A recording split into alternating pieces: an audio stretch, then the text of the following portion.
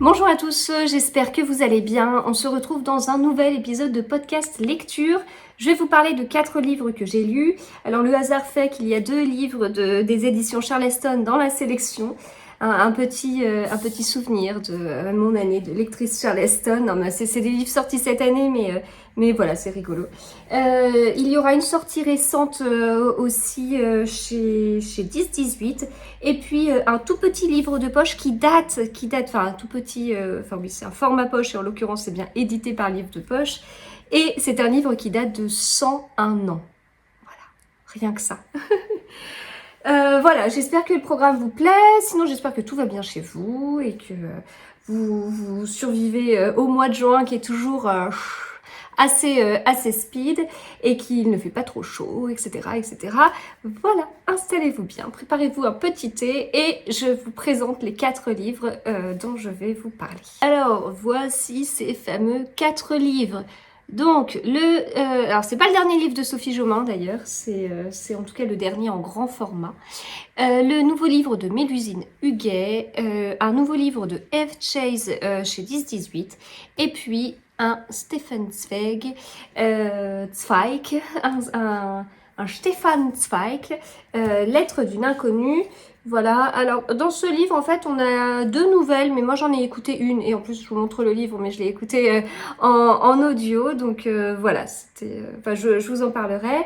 Ce fameux nouveau livre d'Eve Chase, La disparition d'Audrey Wilde, moi j'avais déjà lu Un manoir en Cornouailles il y a un petit moment.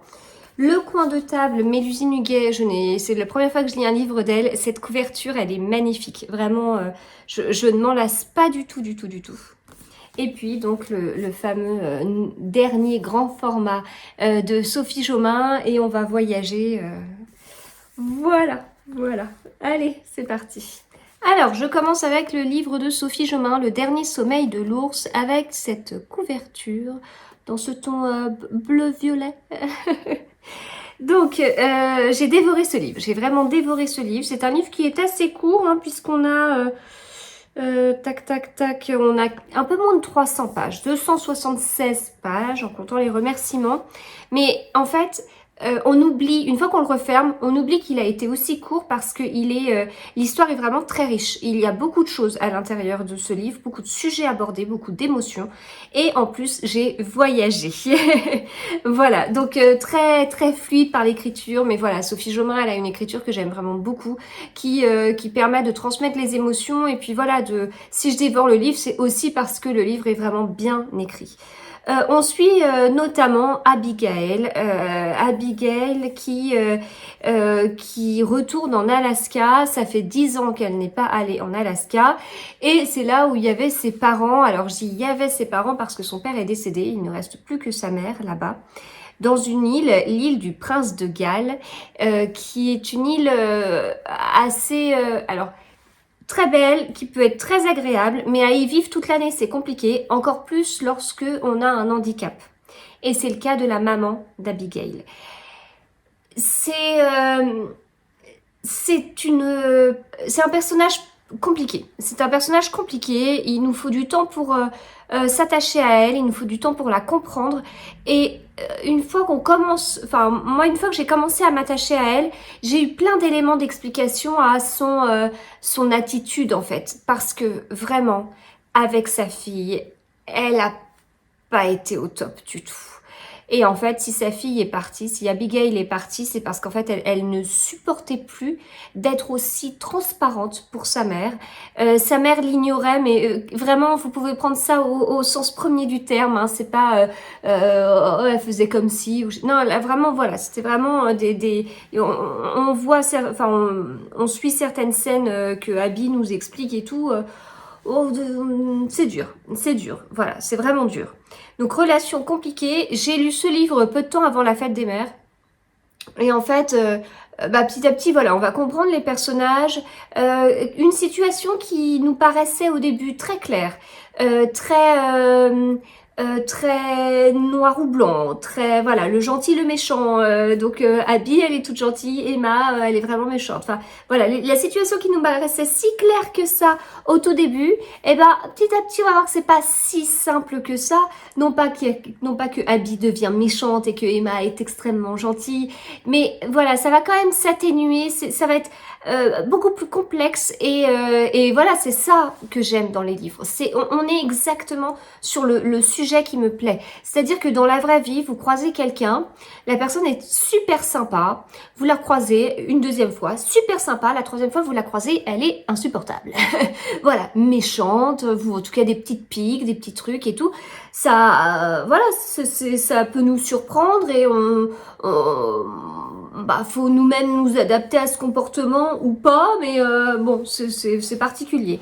Et on n'est pas dans la tête de la personne. On ne sait pas pourquoi les 2 jours d'avant, elle était vraiment super sympa. Ça se trouve, genre, le premier jour, elle avait eu une super augmentation au travail. Le deuxième jour, la personne, elle avait eu, je sais pas, un grand bonheur avec ses enfants et tout ça. Et puis, le troisième jour, elle apprend le décès d'un proche. Oui, bah en fait, si la personne dans la vraie vie nous le dit pas, eh ben on le sait pas. Et donc ces comportements, bah parfois on peut les prendre pour soi. Il nous manque des éléments d'explication en fait. Et quand on lit un livre, tous ces éléments on les a. On nous explique ce que chacun pense. On nous explique comment chacun réagit, comment chacun du coup réagit en fonction de ce qu'il pense et comment chacun réagit en fonction de ce que l'autre lui dit. Enfin, voilà, c'est très, ça permet d'avoir enfin je sais pas, tous les codes de la communication dépliés, expliqués. C'est comme si les livres nous permettaient d'acquérir des compétences en psychologie ou je sais pas. En tout cas, moi, ça me permet de prendre de la hauteur et de me dire ah tiens. Moi, j'aurais mal réagi si on m'avait dit ça, même si, ok, je comprends que la personne a dit ça parce qu'elle a ça derrière. Alors, l'objectif, c'est pas non plus de passer notre temps à comprendre tout le monde et que les gens n'aient plus besoin de faire le minimum d'efforts, c'est pas ça non plus, mais voilà, moi, c'est vraiment quelque chose que j'apprécie parce qu'on a toujours des préjugés et alors des préjugés puis des fois enfin voilà nous aussi on n'est pas toujours au top chaque jour et parfois quand on se retrouve avec quelqu'un qui d'un coup comme ça change un peu d'attitude bah on peut le prendre aussi pour soi et là voilà dans les livres avec les livres avec les histoires qu'on peut lire et ben on se rend compte que voilà, faut prendre un peu plus de hauteur parfois et prendre des choses un petit peu moins à cœur. Donc voilà, là je trouve vraiment que ces thèmes qui me tiennent à cœur justement, et ben dans ce livre c'est totalement abordé. Donc j'aime bien. Voilà, je n'ai pas trop envie de vous en dire davantage. Enfin, peut-être si Emma, donc la maman d'Abby, elle est autrice de romans policiers. Et ça, c'est très chouette. Mais en fait, vous allez trouver ce côté très chouette. Puis, rapidement après, vous allez voir l'attitude d'Emma et vous allez dire, mais c'est pas possible d'être comme ça quand même. Voilà, puis après, on va dérouler un peu et on va en savoir davantage. Voilà, donc vraiment, enfin, c'est une très belle histoire. Comme je vous dis, c'est un livre qui se dévore. Vous allez vraiment le lire très rapidement et pourtant vous allez ressortir en ayant cette impression de voyager. Et puis d'avoir froid alors qu'il fait chaud. Et d'avoir une sorte de... je sais pas comment dire, comme une bouffée d'oxygène, comme une vague de bienveillance. Alors que tout n'est pas rose dans le livre, c'est pas une comédie romantique.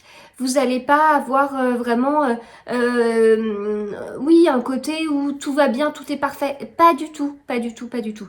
Et malgré ça, eh bien, je peux dire que ce livre m'a fait du bien. Voilà, donc je vous le conseille. Le dernier sommeil de l'ours de Sophie Jomain chez Charleston. Je vais continuer avec Lettre d'une inconnue de Stefan Zweig, pour le dire avec l'accent allemand, sinon Stefan Zweig, comme beaucoup disent en France.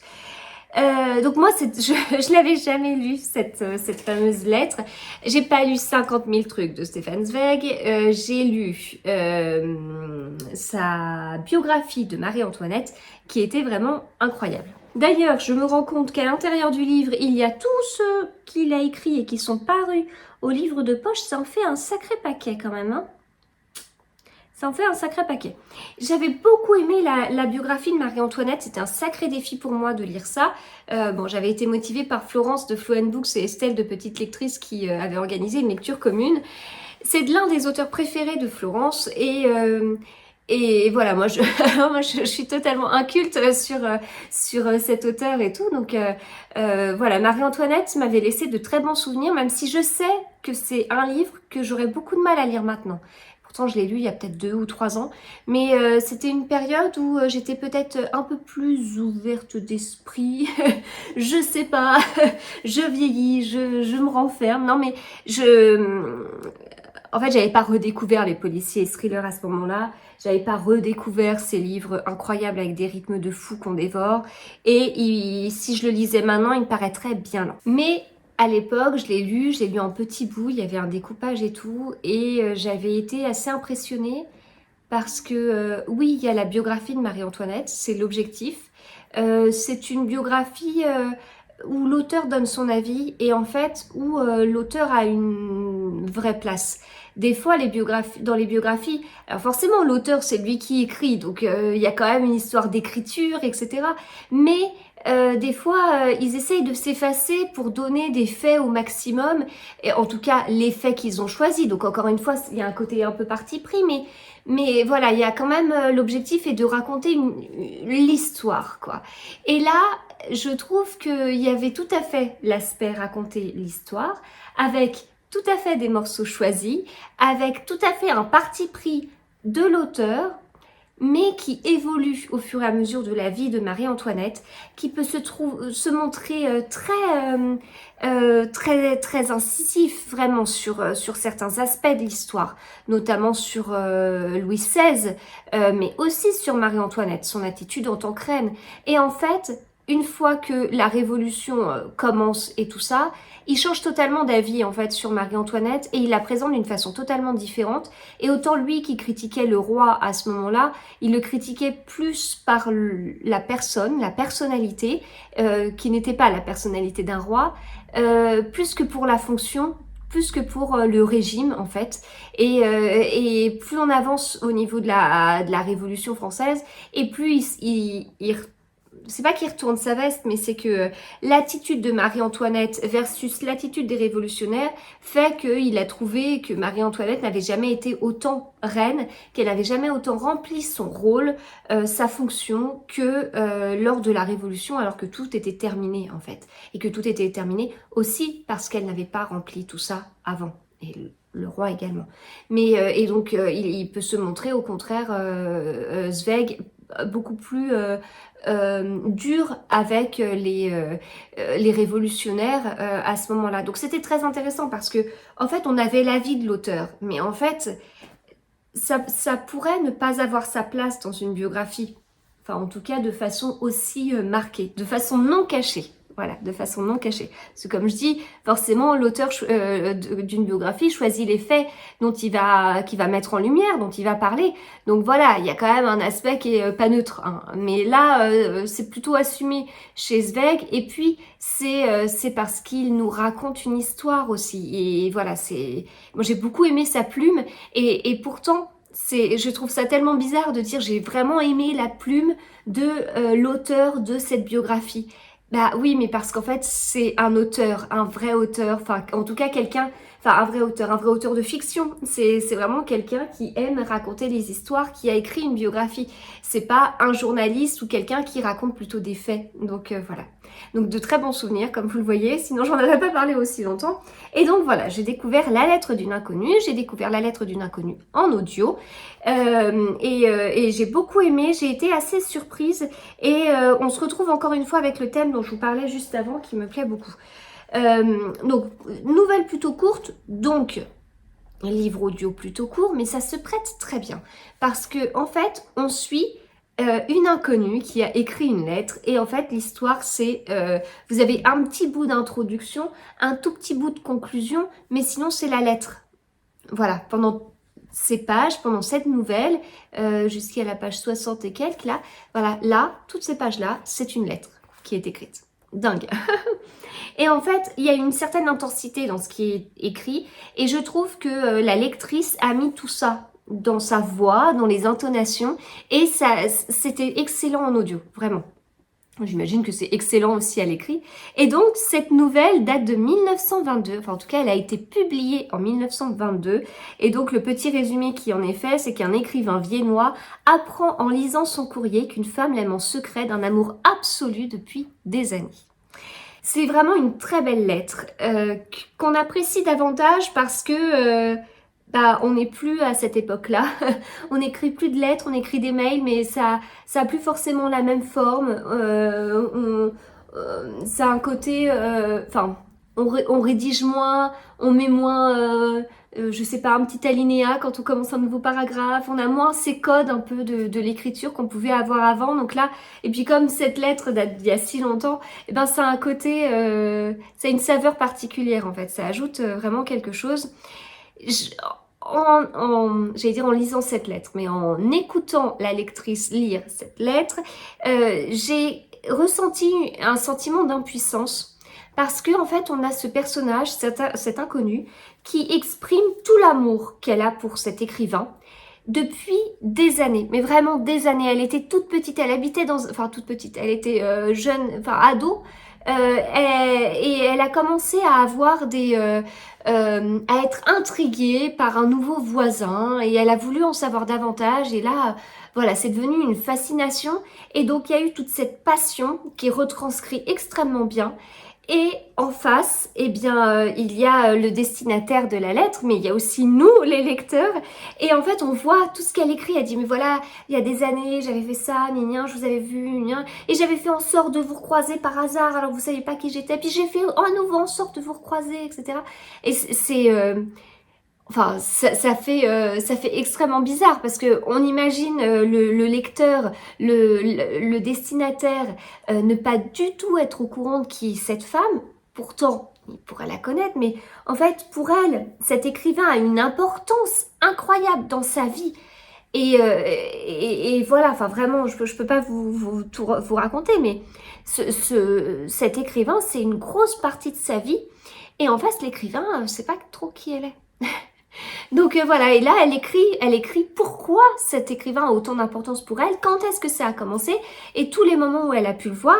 Et nous on ressent, plus cette personne est passionnée, et plus en face on est là avec ce sentiment de d'accord, mais c'est trop tard, ah mince, l'écrivain n'a pas vu tout ça, voilà. Et on en revient justement au sujet dont je vous parlais, de communication, etc., où là on a un total décalage entre deux personnages, mais ce qui peut aussi arriver dans la vraie vie, entre un personnage totalement enflammé, totalement presque, je sais pas, une femme éperdument amoureuse, enfin ça va vraiment loin, et en face un écrivain qui tout lui tombe dessus, quoi. Enfin, voilà. Alors, on ne suit pas trop l'écrivain, donc on ne sait pas exactement ce qu'il pense.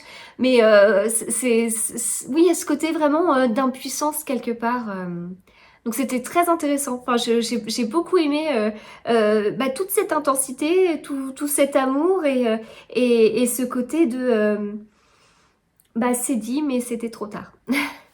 Voilà, donc Lettre d'une inconnue de Zweig. Et je remercie Florence pour cette découverte. Alors, je passe maintenant à La disparition d'Audrey Wilde, Dave Chase, chez 10-18, grand format 10-18. Si je vous mets un poche à côté, voilà. Donc là, c'est une sortie vraiment 10-18, le grand format 10-18, ce livre sorti le 1er juin. C'est le deuxième livre que je lis de l'autrice, donc comme je vous disais, moi j'ai déjà lu Un manoir en Cornouailles, qui est un livre que j'avais acheté à Saint-Maur-en-Poche en 2019. J'ai d'excellents souvenirs de ce salon. C'est un salon où on y était allé en famille. Les enfants étaient pas très grands, hein. Ma dernière, elle avait 3 ans. Donc voilà, c'était particulier, mais à cette époque-là, quand ma dernière avait 3 ans, je me voyais pas partir dans des salons loin. Enfin, bref, c'est toujours compliqué. Enfin, voilà, quand on est maman, tout le monde est assez différent. Mais c'est vrai que pour moi, ça, c'était quelque chose de pas évident. Donc, et c'est pour ça que j'ai pas fait de salon pendant très très longtemps, mais que je suis en train de me rattraper maintenant. Et voilà, salon en famille, dans un dans un lieu très chouette, mais enfin le côté, enfin là en parlant, je me rappelle totalement en extérieur, il faisait beau, c'était tellement agréable, c'était très très chouette, et donc voilà, rencontre avec F. Chase, un manoir en Cornouailles que j'avais ensuite lu pendant l'été. Et je me souviens vraiment de ces ambiances en fait, de ces ambiances vraiment vraiment particulières et un peu angoissantes et tout. Et c'est comme ça que je vous décrirais aussi ce livre, La disparition d'Audrey Wilde. C'est un livre qui n'est pas extrêmement long. Il fait 299 pages, histoire de dire qu'il n'en fait pas 300. On pourrait se dire, oh, un livre de 300 pages, ça va vite. Ouais, mais non. En fait, chaque page, bon, les pages, elles sont remplies, hein, mais voilà. Et pourtant, j'ai mis du temps à lire chaque page. Je le sais, je sais à peu près combien de pages je lis par heure. Hein. Je suis matheuse, voilà. Donc je dis ça comme si c'était un défaut parce que c'est souvent pris comme tel, mais parce que voilà, je me sens obligée de me justifier quand je dis que je connais le nombre de pages que je lis à peu près en moyenne par heure. C'est toujours un peu curieux pour les gens, mais voilà. C'est parce que je suis bizarre. Et donc là, je peux vous dire que j'ai pas lu aussi vite que d'habitude. Et pourtant, j'ai envie de vous décrire ce livre comme étant hyper prenant. Et c'est là où moi-même, je me l'explique pas. Je me explique pas comment ce livre, je passais du temps à lire vraiment chaque page. Et comment derrière, j'étais là en train de me dire, mais il se passe quoi? Enfin, ça m'intéresse. C'est très curieux. Normalement, un livre, quand je dis qu'un livre est prenant, c'est que je suis... Voilà. Bon, c'était pas le cas. Les chapitres sont longs. En plus, c'est pas une qualité pour moi d'habitude, c'est pas une caractéristique que j'apprécie, mais les chapitres sont longs. On est sur une double temporalité. On est dans le présent de nos jours et autre temporalité, 1959. Les histoires semblent n'avoir rien à voir l'une avec l'autre. On va suivre des personnages dans le présent, on va suivre d'autres personnages en 1959. Il y a un lien. En revanche, c'est le manoir en fait. Est-ce qu'il y a le nom du manoir? Manoir d'Applecott. Voilà, c'est ce manoir qui est le lien entre... Alors quand je dis que c'est de nos jours, en l'occurrence c'est en 2009. Donc 2009 et 50 ans avant. Donc on a ce manoir. En 2009, les nouveaux habitants voient bien que... quand ils disent qu'ils habitent dans ce manoir, les gens ils sont pas gays. Quand ils essayent d'appeler des artisans pour faire des travaux dans le manoir, les gens ils viennent pas trop. Ils ont pas trop envie. Enfin voilà, donc il y a un truc, ils savent pas quoi. Ils connaissent pas l'histoire et tout. Mais on suit pas que ça. On suit pas que ça parce que là on a une famille avec une famille recomposée où en fait on va suivre Jessie, on va suivre son mari. Qui a eu une première fille d'un précédent mariage, mais en fait les parents n'avaient pas divorcé à ce moment-là, mais malheureusement la première femme du mari de Jessie est décédée. Donc ce qui est compliqué aussi pour Jessie parce que sa belle-fille est pas hyper cool. Et elle parle beaucoup de sa maman aussi, mais elle facilite pas la tâche à Jessie. Et donc il y a ce côté où, d'accord, mais en fait son mari était peut-être totalement amoureux de sa première femme, qu'il a perdue malheureusement, et elle est là en remplacement. Et bon, la belle-fille, elle essaye bien de lui mettre ça dans la tête. Et puis, Jessie a aussi une fille avec son mari. Voilà. Donc, en fait, on voit que oui, ce manoir, il est particulier. C'était le choix de Jessie de partir de la maison dans laquelle habitait ce couple, et elle voulait plus habiter dans la maison de la première femme de son mari. Donc elle a fait ce choix-là, mais ce choix-là, il n'est pas évident parce qu'en fait, ce manoir, il est loin de Londres. Et puis, son mari, il doit aller travailler à Londres. Et donc elle se retrouve toute seule avec sa belle-fille et sa fille. Et voilà, on est plus sur ça en fait. Et donc, surcouche supplémentaire, ce manoir, je vais pas dire qu'il est hanté, mais en tout cas, il a pas l'air d'avoir des très bonnes vibrations pour les gens qui habitent pas loin. Voilà. Donc on est plus sur cette histoire. Et puis en 1959, on suit d'autres personnages. On suit Margot qui a 3 sœurs et qui en fait va habiter chez son oncle et sa tante. Et en fait, Margot, elle est très marquée par la disparition d'Audrey Wilde. Audrey Wilde, c'était sa cousine. Et il n'y a eu aucune explication. Voilà. Elle avait quasiment son âge et Audrey Wilde a disparu. Personne n'a jamais su où est-ce qu'elle avait été et si elle était décédée ou pas. Du coup, il y a toute une histoire. Déjà, la mère, la tante de Margot, la mère d'Audrey, a du mal à s'en remettre. Le père aussi. Mais c'est pas des climats très sains, en fait, tout ça. Voilà, je peux pas vous en dire davantage, mais bon, il y a, il y a beaucoup de choses qui sont pas très saines.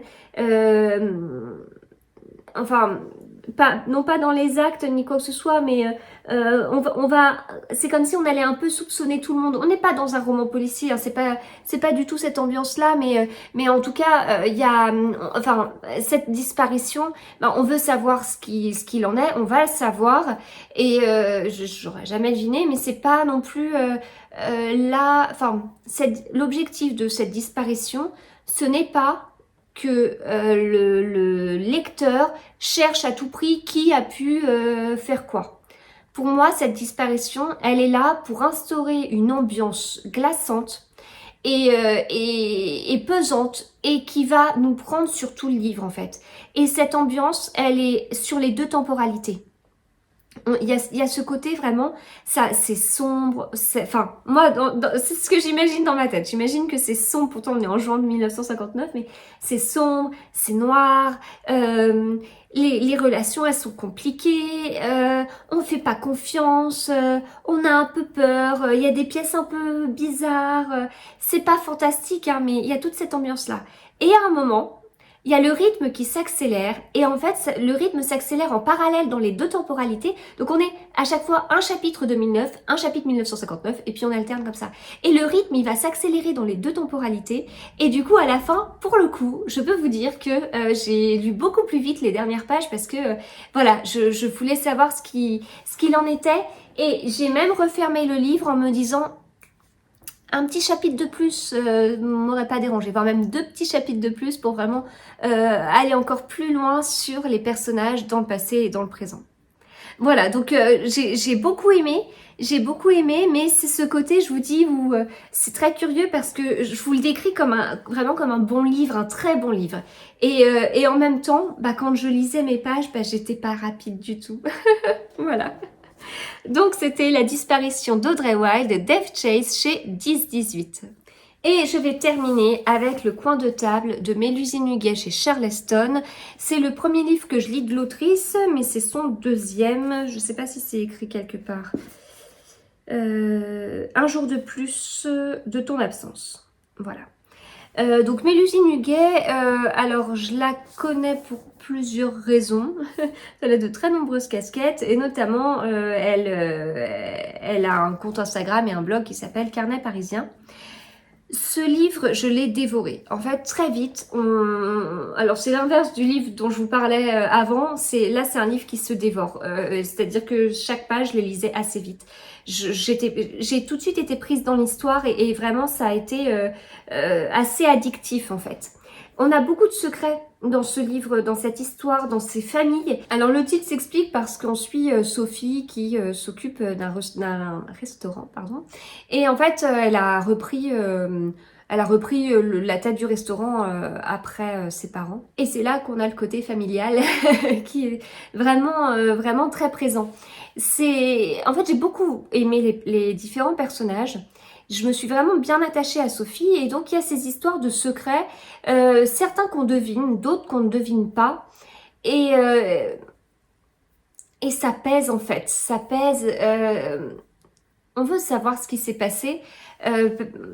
Voilà, on veut savoir ce qui s'est passé, on veut savoir ce qui a été caché à Sophie. Et c'est pas sa mère qui lui dit tout direct sur un plateau. Hein. Et donc c'est difficile de savoir d'avoir des vraies réponses. Sophie enquête quelque part. Encore une fois, c'est pas un roman policier, mais voilà, elle va chercher la vérité et donc elle va partir un peu à la recherche de ça et essayer de discuter avec plusieurs personnes, etc. Surtout que voilà, le restaurant étant implanté là et comme c'était ses parents qui s'en occupaient avant, elle connaît de très nombreuses personnes qui habitaient au même endroit. C'est un livre féministe ou féminin ou les deux. J'ai beaucoup aimé le découpage en parties que l'autrice a choisi. Je n'ai pas envie de vous en dire davantage parce que ça vous donnerait... presque ça vous spoilerait, enfin ça vous divulgacherait, mais c'est assez... Enfin, j'ai bien aimé, je trouve ça hyper intelligent, hyper original. Et voilà, donc ça, découpage en parties, super. Et c'est aussi pour ça, enfin, on le ressent dans l'histoire, on le ressent dans le livre, mais ce découpage en parties apporte encore plus dans ce côté très femme du livre. Il y a juste un petit truc qui m'a un petit peu dérangée, c'est que j'ai trouvé les personnages masculins, notamment un personnage masculin, un petit peu féminin. Je l'ai trouvé assez sensible, je l'ai trouvé vraiment doué en communication. Et dans mon entourage, c'est pas forcément le style de qualité que je pourrais dire. C'est pas de cette façon-là que je décrirais les hommes de mon entourage. Au contraire, je dirais, ce serait bien s'ils communiquaient davantage. Voilà. Donc après, j'en ai parlé avec d'autres personnes aussi qui ont lu ce livre. Bon après, voilà, moi je suis dans un milieu particulier aussi. Mon mari a fait aussi des études de maths. Enfin, on a fait nos études ensemble. Donc il y a un côté qui est très carré, très factuel. Et voilà, c'est un peu... Et parfois, je suis aussi un peu comme ça. Enfin, enfin oui, d'autant plus avec la blessure d'injustice que je peux avoir et que j'ai découverte grâce à Natacha Calestrémé l'année dernière, je peux avoir ce côté c'est juste, c'est pas juste et c'est des faits et je peux enlever un peu le côté émotion ou voilà, c'est le côté qui est un peu carré aussi. Bon bah voilà, mon mari il est un petit peu comme ça aussi. Enfin un petit peu, il est comme ça puissance 10 000. Donc donc voilà, par rapport à mon entourage, ça m'a paru un peu curieux en fait. Et en parlant avec certains, on m'a dit que en même temps, maintenant, les hommes de plus en plus, eh bien, communiquaient, etc., etc., et étaient aussi intéressés par tout ce qui était développement personnel et tout. Et c'est pas encore ce que je peux voir. C'était ce truc qui moi m'a fait un peu bizarre parce que